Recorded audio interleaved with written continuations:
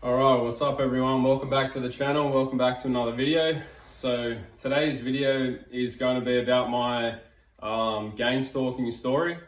So it was inspired by a comment that I received, in relation to my last game stalking video that I made. And yeah, just basically wanted to shed some light on it, bring you guys, some information about my story and an experience that happened to me, so that hopefully, it can essentially expose the tactics of Satan and his minions and the enemy, and really shine a light on, exactly the dirty tactics that they use to try and, basically make you become a shell of yourself. So it was back in 2022, so about 3 years ago. I'd started, it was just after actually my testimony, so just after I'd found God, and in that period of time, God basically led me back to playing cricket, which was a sport that I played as a young child growing up. And I played for a particular cricket club, and I was quite good at it.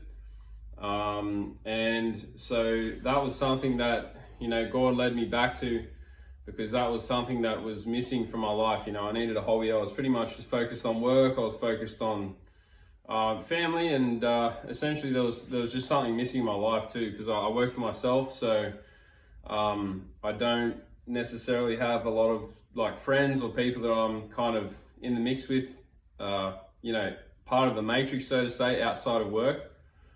And so, yeah, I was missing something, I was missing some companionship and missing some, just connection in my life. And that's why I think God, led me back to playing cricket again. And so what happened is I stopped playing cricket at the age of about 17, 18.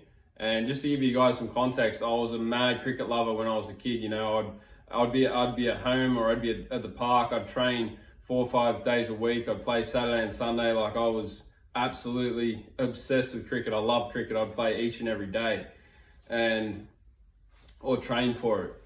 And unfortunately, I injured my back when I was younger, and I was a fast bowler, so that kind of, put a bit of a spanner in the works.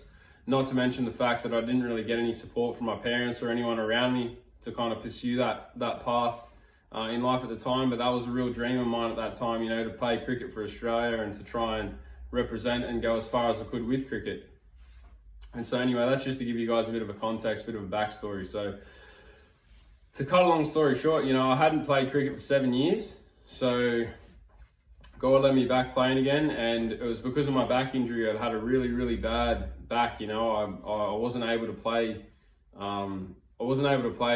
A sport. I didn't think that I'd be able to play cricket again because of my back and how bad it is. I've actually got disc desiccation in the L5-S1 area. And so around that time I was starting to play again, and I was just playing a regular, a 4th grade tournament, and it's like more of a kind of a social league, and I did really well. I scored, 1,000+ runs. I did really, really well that season. And it was during a time where I didn't even know that I was capable of doing that because of my, the severity of my injury and different things like that. And basically we made it to the final of that game. My old club reached out to my new club, and they sent the president a message, an email, just saying that, Aaron is a part of our old club, because we just happened to come up against my old club in the grand final, of course. And so, they sent him an email just saying, look, they're going to be throwing a bit of heckle, a bit of shade at Aaron's way.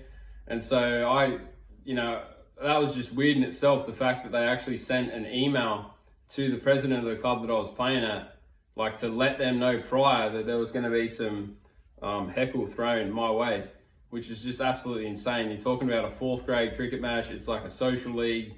It's just nothing major. But anyway, come the day of the final, we're on the field, and I can't even make this up. I'd say there was about 30 lads, 30 guys that had pitched a tent, and they were all, drinking beers, drinking bourbons.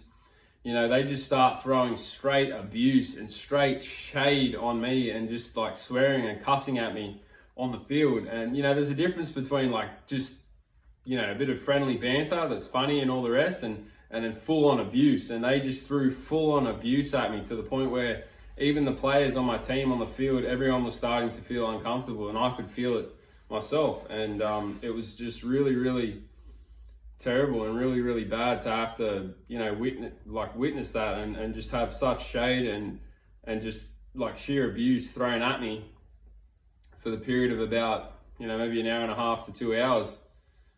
And like looking back at it now, you know, I understand that it's just part of Satan's tactic, and it's a part of, you know, his game, and that's how he operates. And now looking back at the time, I had no idea why they would even take the time out of their day to come just to throw some shade at one person. But, you know, it's obvious that when, you know, you're one of God's chosen people and you've got a great purpose to fulfill in this life, you know, Satan's got to send whoever he can at you. You know, why would 30 people come just to attack one man, just to attack one person? It doesn't make any sense.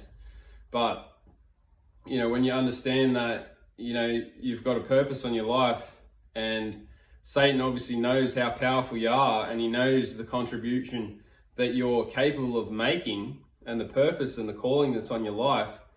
That's the reason why Satan sends these minions and these demons, you know, to you and to me at that time, which I had no idea about any of this. I'd sort of only just found God, you know, 2.5 years ago at that time. So all these things that I'm now aware of, I wasn't aware of back then. I didn't have the knowledge and the understanding until I found, you know, gang stalking online through different platforms like King Justice.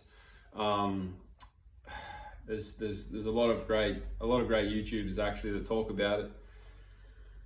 And yeah, it wasn't until I actually discovered it. But that's the reason why. And I know it's because, you know, there's a great purpose and a great call, you know, to be fulfilled.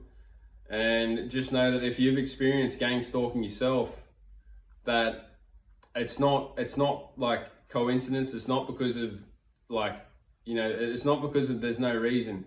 It's because God knew you before you're in the womb, and, you know, he had a purpose and a calling and a mission for you in your life to fulfill and to really carry out and to achieve whilst you're here on, you know, in your time on this earth.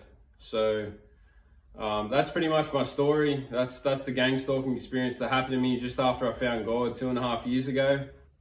And, you know, since then I've definitely experienced even like monitoring spirits. Like I've experienced an old man that just walks past my house all the time, and he just seems to like just stare, and it's just super weird. And you know, I could open the door at like 6:20 a.m, 11:30 a.m, 2 p.m, whenever I come out, he just so happens to be walking past at that very moment. And it's just, yeah, it's super weird. I know that, you know, it's an evil spirit operating through him that's just literally there to watch me and just to monitor me, just to like pretty much spy on me. I know exactly what it is, so I'm not too concerned about it. But yeah, these monitoring spirits are definitely real as well. And you know that because your discernment will tell you that. You know, if someone's got good intentions for you, your discernment will be able to inform you of that. And likewise, if someone doesn't. And yeah, I think Satan's been sending these monitoring spirits, you know, just to watch me and just to try and, you know, stop me from fulfilling my purpose. So it's taken me a while to gather the strength to even make this YouTube channel and to start to speak on these things, because yeah, you know, if you try and obviously speak to these things to the regular person, they're not going to understand it for obvious reasons. So with all that said, that was my gang stalker story. If you found any value in it, let me know. If you've had any similar experiences yourself, please feel free to share it in the comments. I'd love to hear anything you've experienced yourself. And yeah, just know that you're not alone. There are others out there. You know, keep seeking God, keep following God, keep you know, the full armor on, stay prayed up. And with all that said, God bless. Have a great day. Peace out.